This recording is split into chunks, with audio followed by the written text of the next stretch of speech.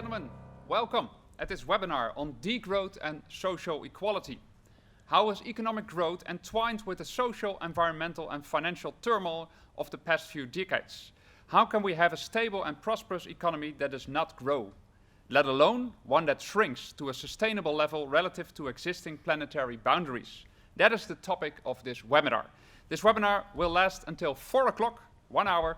My name is Richard. My last name is Engelfried, which means angel chips. Just call me Richard. And it's interactive, so you can ask all your questions, you can make all your remarks. You can do that in two ways. One way is simply send me directly a WhatsApp or SMS message. My telephone number is in the screen, so you can write it down or put it in your telephone, and you can directly send me a message. Afterwards, I will throw away all the messages, so your privacy is guaranteed. And also, you can ask a question in Collaborate, and then one of the people here will receive that message, and they will also forward it to my telephone. So please interact with us, ask us all your questions, give us your remarks, because of course we're also doing this for you.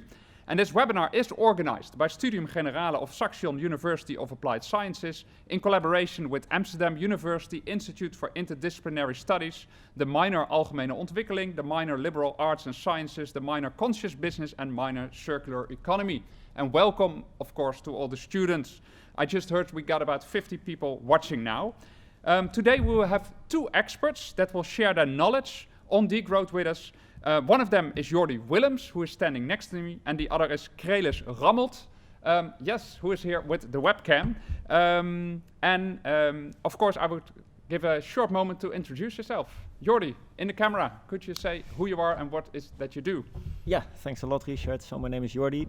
I work as a teacher at the University of Amsterdam for mainly in a Bachelor of Future Planet Studies, which is a bachelor program that is focused on sustainability mostly. I also teach the course Degrowth together with Krelis, so we are colleagues. There we are. So that's it. Yeah, thank you. And Krelis, who are you and what do you do? And of you. course, yeah, go ahead. Thank you. I'm Krelis. I'm a lecturer at the University of Amsterdam, also teaching degrowth. I'm also involved in the setting up of a Dutch degrowth platform called Ontgroei. And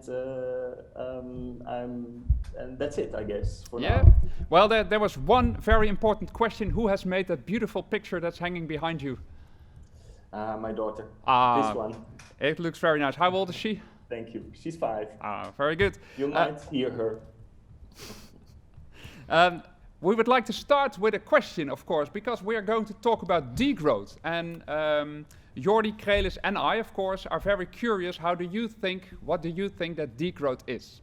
And in order to answer that question, we would all invite you to go to a website called Mentimeter. And you do that by going to the website menti.com. I hope you can all see it in the screen. So there's a website, menti.com. So take your device and go to this website, menti.com. And if you go to that website, you have to fill in a number. The number is 210276.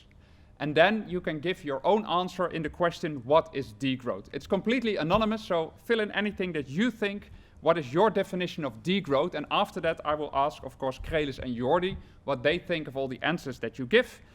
So it's not a test, it's just to find out what your ideas are on degrowth right now. What do you think that degrowth is? So go to the website menti.com. You can see it in the screen now as well.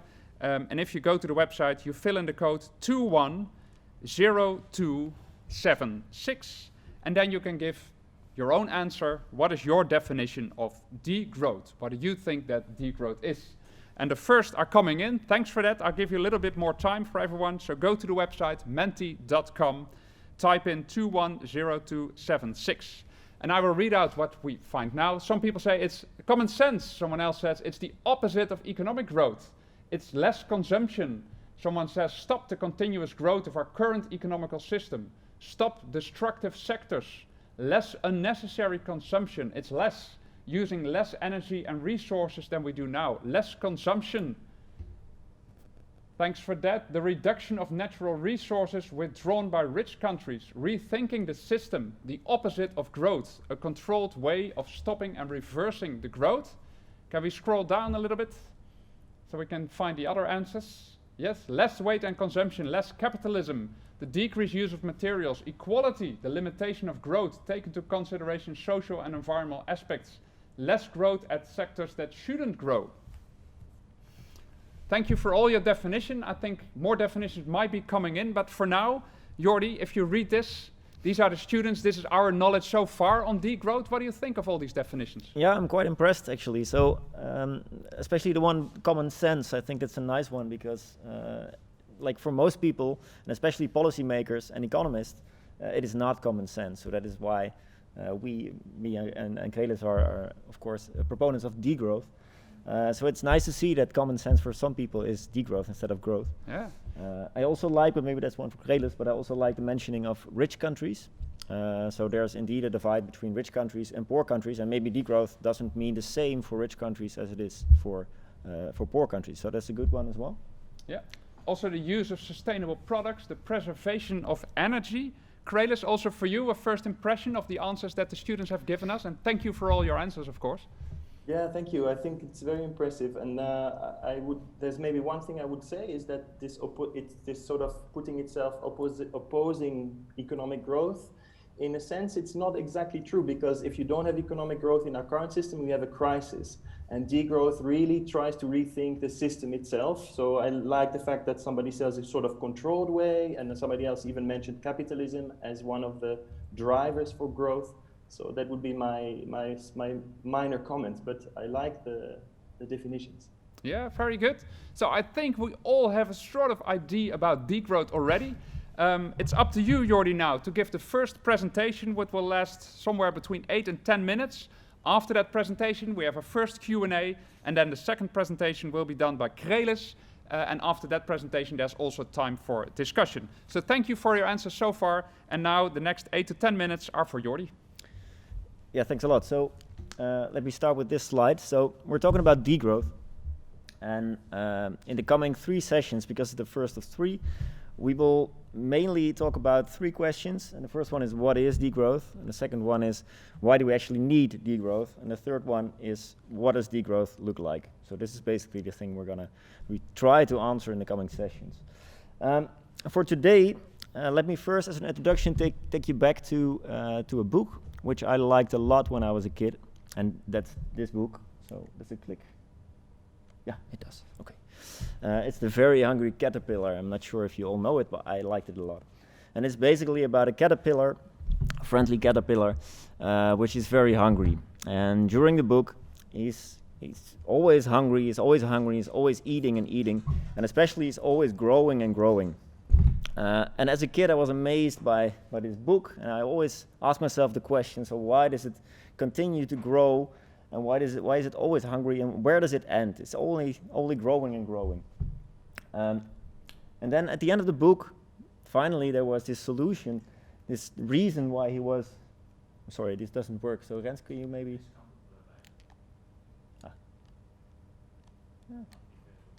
Yeah, thanks a lot. So if I do this, you can... Okay, so this was the final solution. So at the end of the book, it became clear that he turned into a beautiful butterfly. So this was the reason why he ate so much. Now that I've grown up, as you see, I switched to different books, and I started to read economics literature and stuff. And of course, these books are very different, but still have the same questions. And you see this one coming, obviously. I still ask myself, so why is this economy still growing? Why is it always hungry? And why is it growing, and where does it end? And let me, yeah, thanks a lot. If you look at this slide, basically the question is, where does it end? And it is growing and growing. This is the gross world product, so basically the GDP of all countries together. And you see that it's just endless growth, and where does it stop? Well, unfortunately, it might stop sooner than we hope. And especially since the 1970s, there has come increasingly attention towards the limits to growth. This was an important paper written in 1972, and especially in the latest years, so recently, in 2009, especially the work of Johan Rockström became important when he talked about planetary boundaries. I'm sure you all seen this picture once at least. And he talks about planetary boundaries that we are actually transgressing with our growing economy. So if you look at The upper corner, it's about biodiversity. You see that we're talking about the 6th mass extinction already, and a lot of insects especially, but a lot of species are dying out. So you see that we are really transgressing this boundary of a safe and just planet. Also, you see biochemical flows, and you might relate this to the nitrogen crisis in the Netherlands, for example. So you see that these cycles of nitrogen, but also phosphorus, have been broken, have switched to an unstable situation in which we start to transgress planetary boundaries, and we really, we are pushing towards the limits of which our planet can really survive, basically. Now, an addition to this was, an addition to this was made by Kate Raworth, which she pointed out that not only planetary boundaries were important, but also there's a social foundation which we cannot transgress. And she pointed out that, and Krelis will obviously mention a lot, he will say a lot about this as well, these social foundations are also being transgressed by these economic growth and this growing economy. So and maybe it does the opposite. So instead of growing the cake and improving resource use for most people, it does quite the opposite, and it only increases social inequality. So basically, this is where we are at the moment. So we have an economy that is growing and growing, but it shouldn't grow because it reaches the limits of which our planet can handle. At the same time, we also see social inequality. So why shouldn't we just make the logical conclusion that we should stop growing, as which was also mentioned by some of the students in the Mentimeter just? Well, actually, it is because if we do not grow, and it's what Krelis just said, our economy is completely focused on growth, you might say addicted to growth, that if we don't grow, we see this. So we see it in the current corona crisis as well. We see a recession. So if consumption and production doesn't increase, it might reduce, as it does in the current crisis. We see that there is a recession, and this means that people lose their jobs. It means that people cannot repay their debts anymore. So basically, the economy collapses. So this is why degrowth scholars and degrowth proponents, they argue that degrowth means, and we should have, a planned degrowth, a planned downscaling of our consumption and production, so that we can have a better life, increasing well-being for all, by redistributing the existing wealth that there is in the planet. And the question is, of course, how? And I'm sure that Krelis will offer some nice, interesting solutions to this. So that's where we are at the moment. Thank you very much. Now, no questions so far, but if you have questions, you can always send them. Also to make clear, because we also talked about the collaboration with the university, let's say that there would be an axis of 100% scientific facts. For example, gravity, I think that's 100% scientific fact. There's no discussion about it. And let's say there's 100% opinion-based statement. For example, Queen is the best band ever. I think that's an opinion-based statement. If you take that axis, where's degrowth standing? Well, that's difficult because I don't really believe in 100% facts, but I agree with your spectrum. So that's nice. So I would say it's about 75%. If 100% would be gravity, I would say it's about 75%, maybe 80. But like, I think you can see so that. So you say there's only 25% ideology in this story, and 75 is backed up by scientific facts that this is the best solution we have for our planet. Well, I guess it's backed up by scientific facts. Yeah. Mostly all of it. But definitely a part of it is ideology. It's also what do we want. So for example, you can say a fact is social inequality is a fact. We can see it everywhere around us. Yeah. But of course it's an opinion or an ideology to say, do we think this is bad or not? Yeah. So in this sense, yeah, definitely there's part of it's ideology. But I would say just the physical limits of our planet don't leave us that much choice. So that's why I would say 75%. Yeah. Krelis, I see you nodding. What do you think on this axis? Where does degrowth stand? I agree with that. I would say the same thing, and I would add to that the scientific fact part has a lot to do with analyzing the current problems. And degrowth as a direction, it is multifaceted. It's not one solution. So there, of course, there's all these different subjective ideas of what we think change should be like, and which direction, what do we feel is quality of life, etc., etc. So Yep. there, it's a different story. But when it comes to the analysis of the current situation and the need for systems change, I would probably even go higher than 75% and say, well, 85% fact that we have a problem and we need to change. Yeah, but that's not the question. The question is not how scientific are we about the problem, but how scientific are we about the solution, that degrowth is a solution. Well, we would have to define degrowth in a very specific way, and I don't think that that's doable because, and I don't think we should. I think it is something that we need, like a transition. It would have to be democratic. We would have to think about how it could be done. Okay. So, all right. Yeah, I'm sorry, I'm not answering the question. No worries. Avoiding a question is also an answer. I hear we have now 70 people in the audience watching with us. Welcome. I hope for the people who just tuned in, you can also see my telephone number. So if you have questions, that's a very easy way. Just type me your question. And there is one question from a student asking if Prime Minister Mark Rutte would leave office tomorrow and Jordy would be his predecessor, what would you do? Yeah, what would I do? That's a good question. So there's multiple things I could do. However, I think I would put a cap on material resource use for per capita. So everyone would have like a wallet of resource use. So that would be my solution. So for example, if I buy a new car, this would probably not fit in a 1 year's resource cap, but this would, I've only a limited availability to buy stuff and to use energy. That would be my solution. It's a bit like what we do with some companies that they say this is the maximum of CO2 pollution that you can put up in the air per year, and that's the same for consumers. More or less, but then it's only focused on CO2 production or whatever you call it. So I would make it a bit broader. So I would also all resource use and energy use. Yeah. There's another question coming in. Has this idea been tested anywhere in the world? Well, it's an interesting one. I also look at Krelis, but I think we are moving towards another direction in which we are mostly focused on growth. So if you look at the past, there are multiple examples where you can see, for example, a public education, which we still have, luckily, to a certain extent. This can also be some of the degrowth proposals.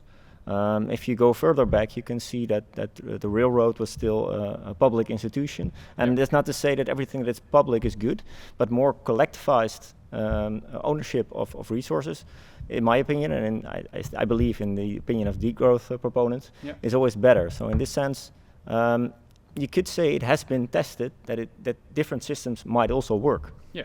But for example, when we compare it to basic income, there were experiments. For example, in my city in Tilburg, we also had an experiment with some kind of basic income. In Canada, there have been.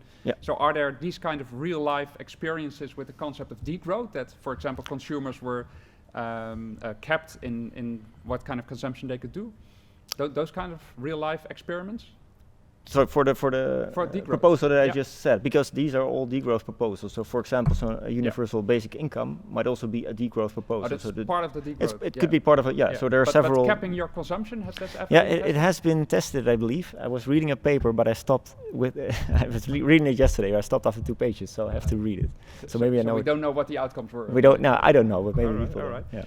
There seemed to be a little bit of interference in the sound. I hope you can all hear it at home well. If you have a question, do send it. Now, there is, of course, also people who say, hang on, growth and prosperity, they go hand in hand. We saw that axis with the GDP going up, but then we also see an enormous growth of prosperity for people. We saw poverty going down. We all know the story of Hans Rosling, his book Factfulness, which showing us that, there's never been a better time to live than 2020. What do you say to Hans Rosling? He's unfortunately dead, and to his followers. Maybe I'm looking to Krelis because he's going to tell a story about social inequality. So I don't want to answer things that are already. What would you say to the people who are keeping up the book Factfulness of Hans Rosling and then saying, well, but all this growth and prosperity, they go hand in hand, and thanks to all this growth, we see a steep decline in poverty worldwide. The world has never been a better place than 2020.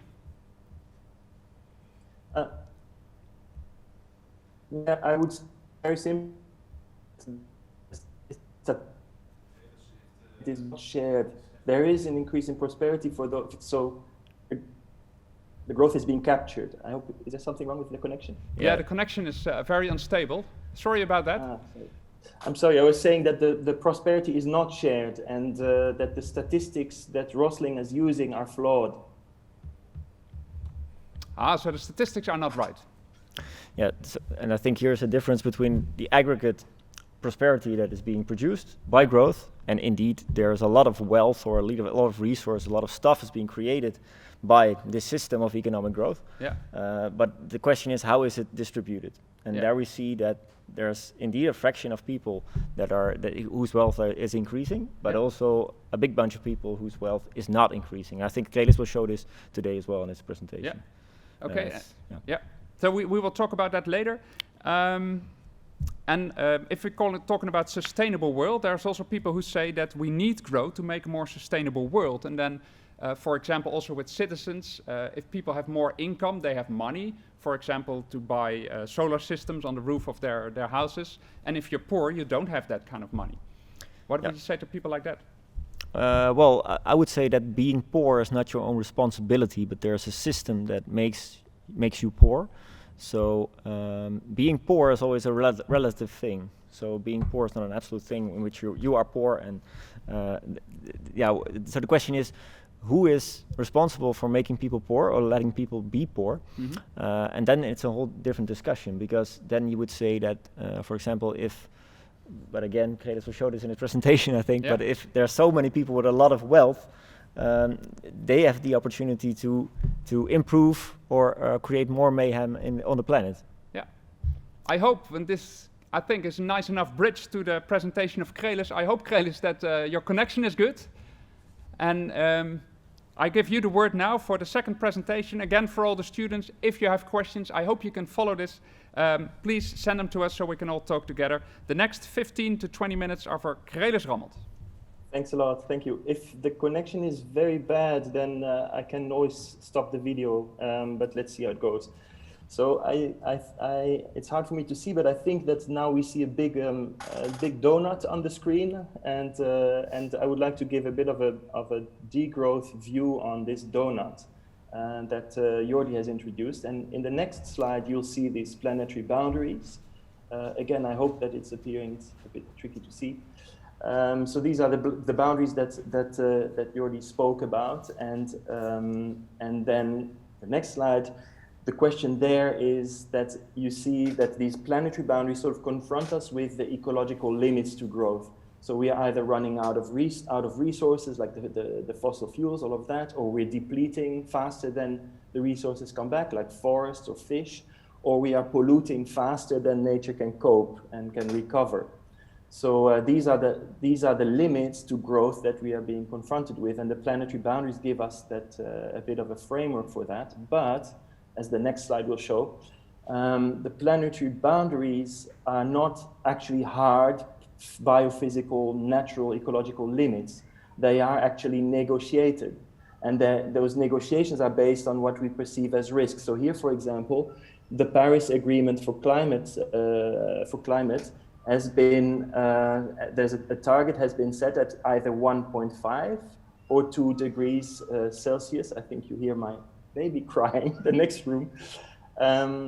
So depending on which one you take, whether you take the 1.5 or the 2 degrees, you will have different ecological impacts on weather, on water, on biodiversity, etc., and also on people. So you see that these planetary boundaries are sort of negotiated based on what they perceive as risk. And then the next slide shows what also already introduced is the donut itself and inner boundaries. And next slide, please. That inner ring of the donut confronts us with another type of boundary, the social ones, or social thresholds, or they're also called social floors, or these. It's related to minimum access to goods and service to be able to survive, have sort of minimum needs met. So when you look at the slide, you see a graph there, actually, of also a graph that could come straight out of Rosling's work that we talked about before. This this nearing eradication of extreme poverty. And this graph is based on a particular statistical method, and that the World Bank and also the UN have sort of advanced. So the first Sustainable Development Goal is about eradicating extreme poverty, and that is about not $2 but $1.9 a day. And very recently, there's a link there in the slide that will be shared, I think, is that the UN finally, at least someone at the UN, admitted that this claim is highly unjustified by the facts, and that it's actually dangerous for policy. And I can, talk a long time about this particular statistic. I'll just give one critique. It's that it really means that you are supposed to live on $1.90 a day in the US, and then the purchasing power in India is lower, so you need less money in India. So the poverty line would be in rupees there would be lower. So it's very low. How can someone survive on that in the US on $1.09? That's the poverty line. So we need a higher poverty line. And some have proposed the ethical poverty line, which is about 3.5 times more, something like that. If you take that one, you don't see a drop. You see an actual rise in poverty up to 4.2 billion people today. So 60% of the world population living in extreme poverty. And so this would be an example of also one of the inner bits of the donuts, like would be the income threshold, the income social floor that Rayworth talks about. So we are far from actually achieving that. We're not sharing that prosperity. Growth is not equally shared, the benefits of it. And then if you see the next slide, I want to also build a bit more on this donut story by talking about how the two things are connected. It's not just about talking about either we are safe or we are, people have minimum access and extreme poverty is being resolved. There's more to this story. And the two things are actually connected, and that's missing in the donut model. And they are important to point out, those connections, from the perspective of social justice. So for example, in the next slide, if you take the climate change planetary boundary, let's say that this is a bit hypothetical, but let's say we have 1.5 degrees as a safe boundary. If we go to a slightly less difficult target, that we keep temperatures below 2 degrees, that means the planet is less safe, the ecosystems will be less safe. It's also less just because people will have more difficulties adapting to climate change. But it might be more just this added pressure on the climate system because we have gained access to energy. Now, if you go in the other direction, then more safe, the target, let's say you put it at 1 degrees, then it's more just because people have better capacity to adapt. The change goes more slowly, but it's also less just perhaps because we're stopping people from having access to energy. And then on the next slide, I'll make another point that on the connection between the inner and the outer ring is the question, what would happen if all countries would achieve these minimum social floors that Rayworth talks about and the Sustainable Development Goals talk about? What would happen, ecologically speaking, if all the countries would achieve that?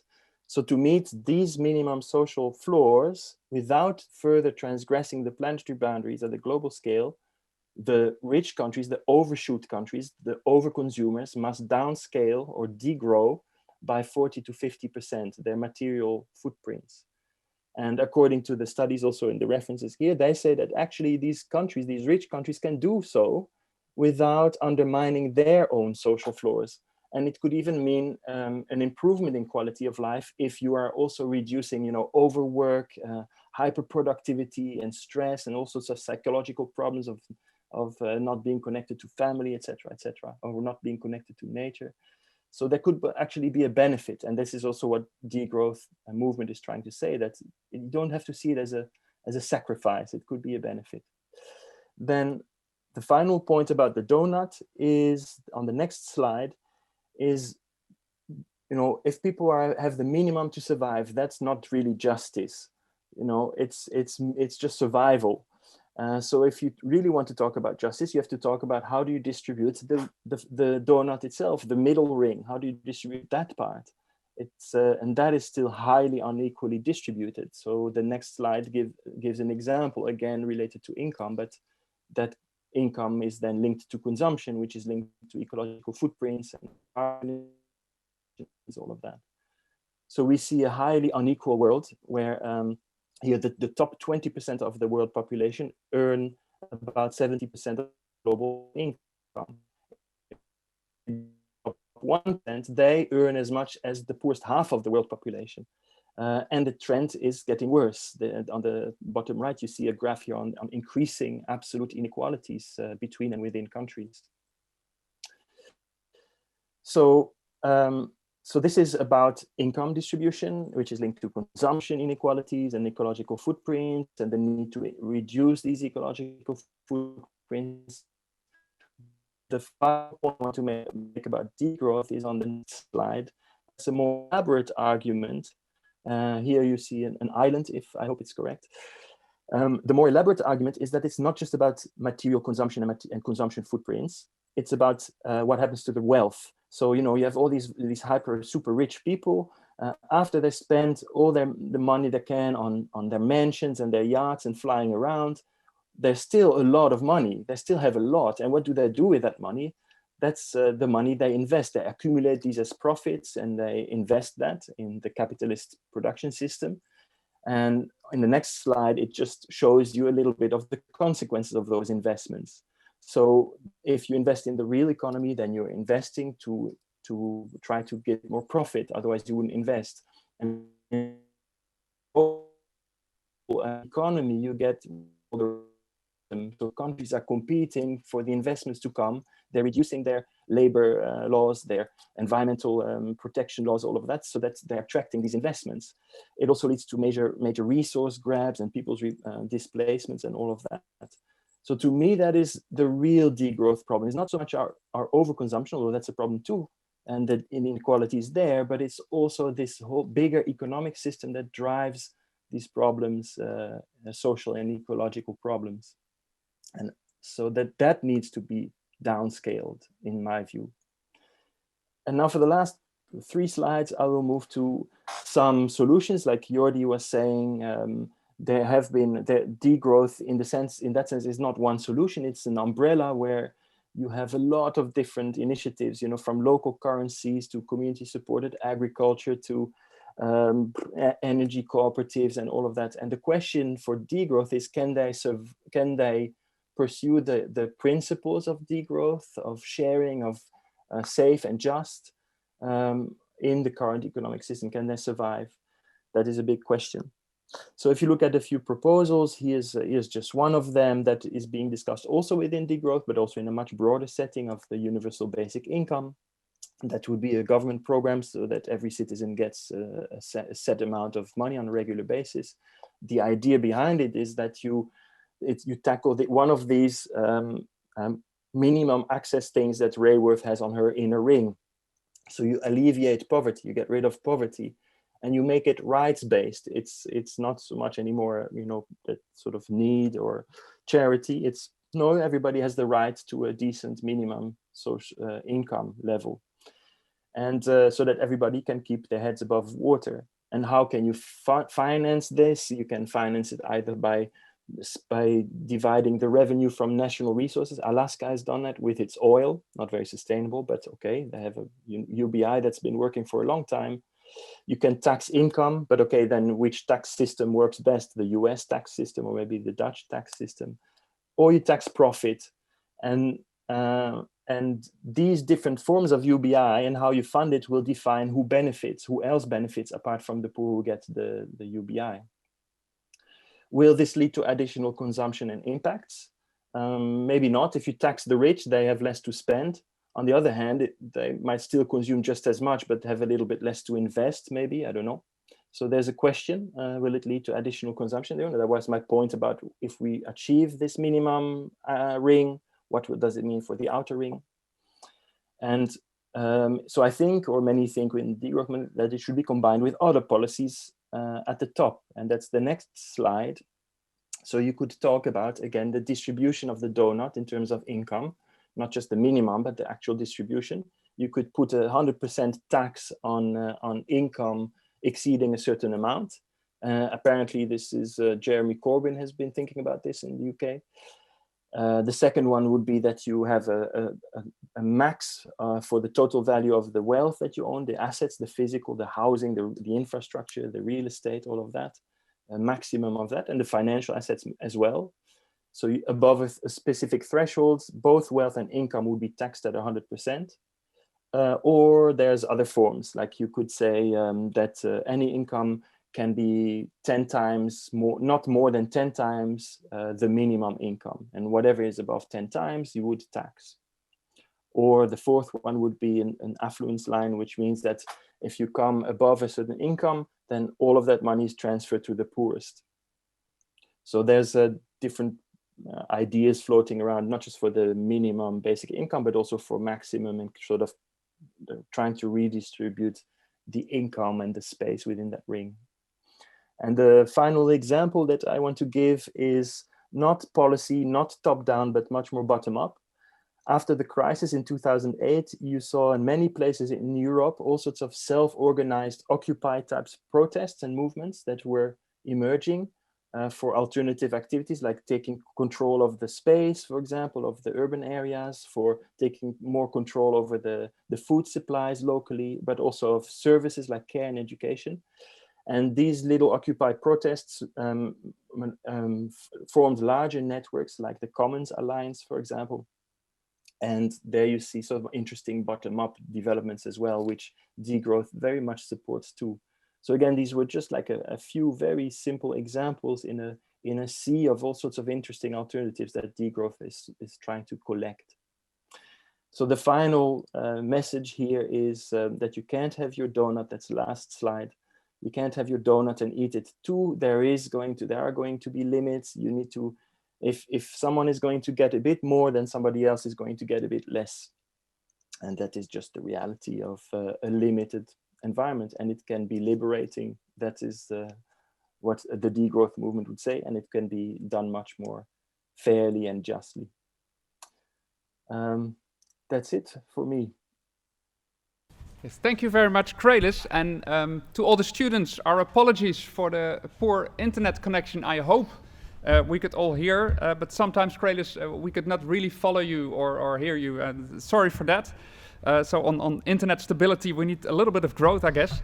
But thank you for your introduction. And it's now, of course, time for discussion. And also, again, for all the students, you see my telephone number, and also in Collaborate, you can ask your questions. You can also give your feedback, say what you think about this presentation. Maybe it was new for you. Maybe it was already something you knew. You want to know something more.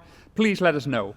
I would like to start off with something which I think is a very vital scientific principle. I'm not a scientist myself, but I love science. And one of the things I like most about science is the discussion part in almost every scientific paper. In this discussion part, the researchers have to be critical of their own ideas.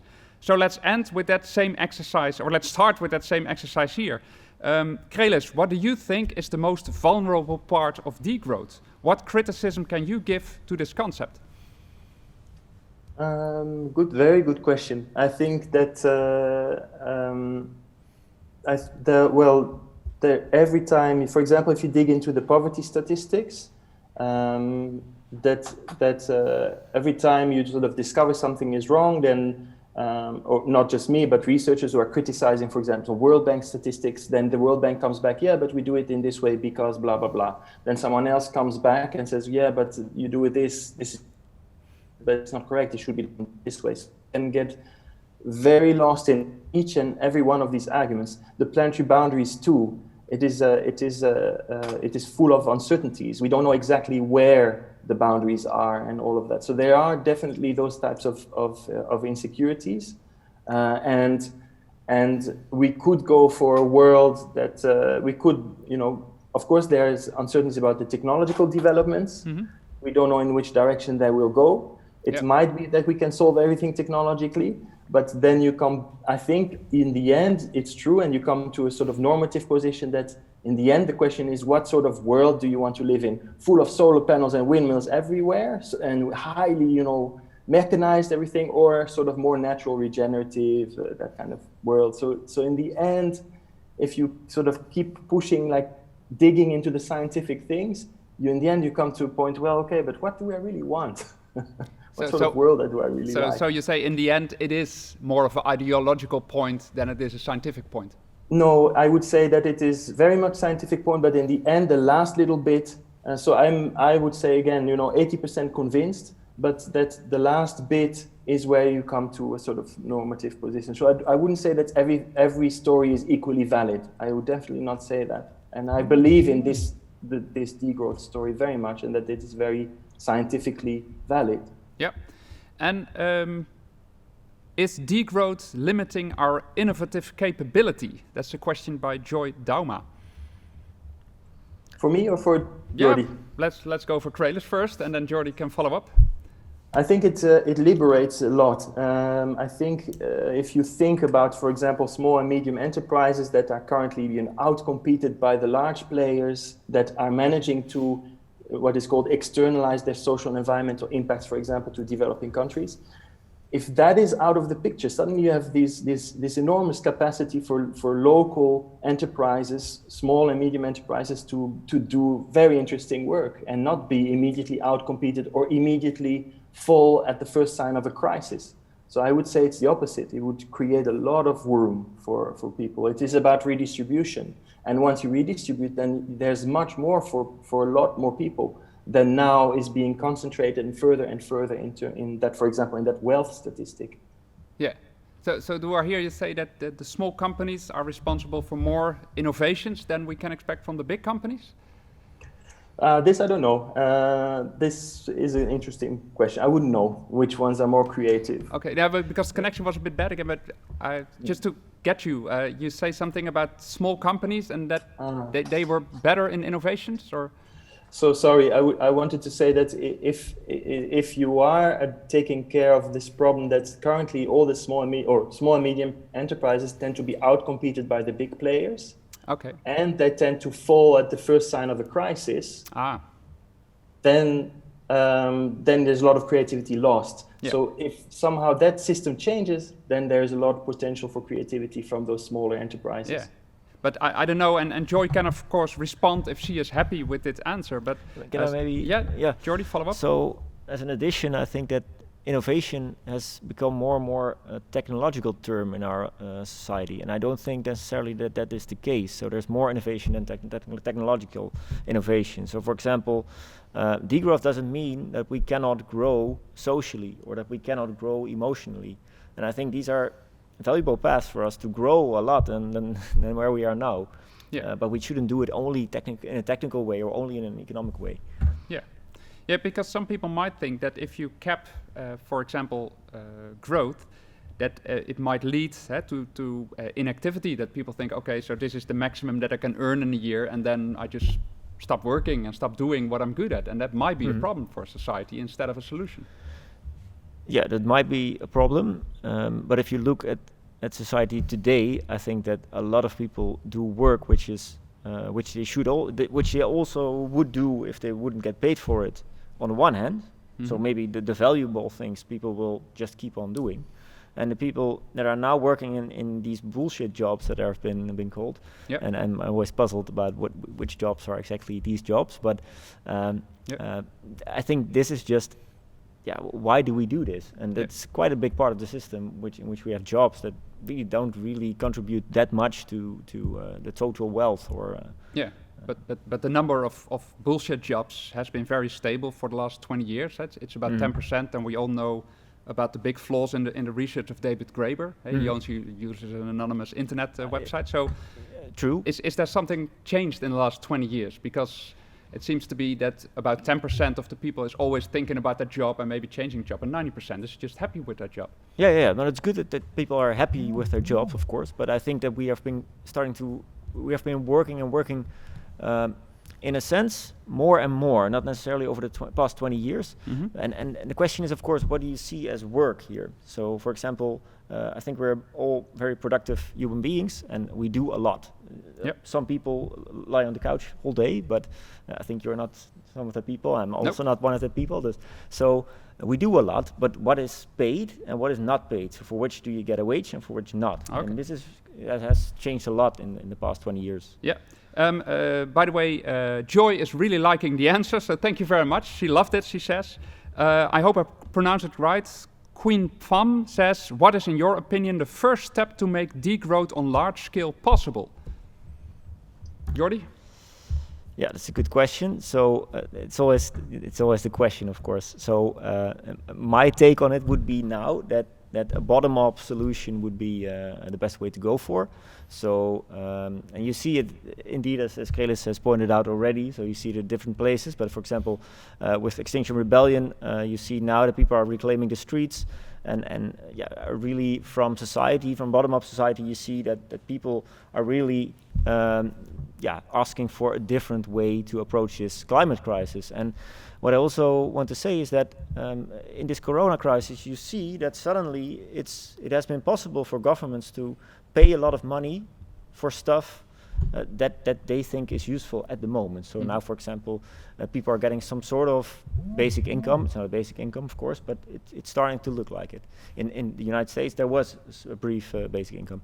So now there's a corona crisis, but we already were inside a climate crisis. So why was this crisis not big enough for governments to understand that there is money? Because the argument was always there's not enough money. So in this sense, I think if from bottom up there's enough pressure, this will be the start. Yeah. Krelis, do you agree on that? Is that the first step? We need bottom up pressure and then you can go for your degrowth program? Yeah, I think so. But I don't know. I think both in a way. I think you also need sort of pressure in the courts, right? You need to put the shells and accountable for what is happening. So there's also something in those legal areas that need to be done.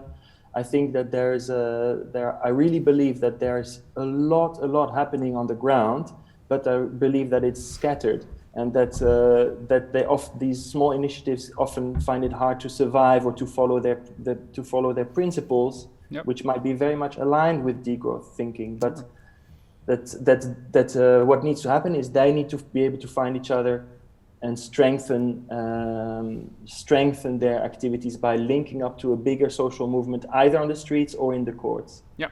There's also a question about the bullshit job. What should be bullshit jobs in your opinion? Well, according to the definition that's used by David Graeber, a bullshit job is a bullshit job that's being defined as bullshit by the person who has the job. So it's not defined by someone else, but someone who says themselves that it is a bullshit job. And from the research I know, it's about 10% in the Western world. Kalodian also asked the question, do you think that this system would become corrupt? And how would you control it? Is there a risk of corruption? Well, there's always a risk of corruption, of course. Well, I think, in my opinion, there is a difference between, like degrowth is talking a lot about collectivizing stuff, so resources, for example. And this is different from necessarily putting the government in charge. So in this sense, it is, because this was, of course, the big argument for increasing like neoliberal policies, for example, reducing the size of the state. And I think degrowth is in this sense not necessarily focusing on more governmental control over our society. So if people are afraid of that, I can imagine there's always the risk of corruption. But if you want to cap something, you need a government for that. Of course, or are we going to have some private police? No, that's definitely not. Let's not hope so, at least. No. But collectivized also means that it's a democratic process, of course. So a government is very important to have, of course, and also very important for policies to create and to decide upon stuff. Yeah. So I agree with you on that. But that's not to say that corruption, for example, is always. Corruption, in definition, by definition, is in my opinion, or in my belief, always focused on governmental institutions. But I think this person, I hope I pronounced it right, Kaloian, also suggests that if you cap something, people will always try to find ways to figure it out. The same as tax system. If you have a tax system, people will try to put their money somewhere else so they don't have to pay as much taxes. So if you introduce a system like this, there will always be, it's called a wicked problem, there will be consequences that we cannot think of now, and people will try to corrupt the system. Of course, yeah, it's probably not a perfect solution to all of our problems. Of course not. So there's always unwanted side effects, indeed. Yeah, and Krelis, there's another question. What is the first reset on inequality Krelis would propose for the government? The first reset? The first reset. So there is a press conference. It's now not on Corona, but it's on degrowth. And what would be your first reset on inequality, asks someone. I'm not sure if I understand the question of the first reset. Like your first measure, I guess. Yeah, well, I think that what I presented with these minimum and sort of maximum, that somehow has to be thought through. So I would suggest a public debate on that, which there's different forms of UBI, different ways of thinking about caps, to have a public debate on which one would be a nice start. We don't have to implement everything from the very beginning, but what could be an interesting start? You don't have to go for a full 100%, but there's maybe to sort of define a more gradual approach. Okay. And also Colonian was happy with the answer, so thanks for that. Okay. Yeah, that's great. Yeah, Jordy. No, it's also here. It's interesting to see because Krelis proposes a very high tax on income, for example, from a certain level. Yeah.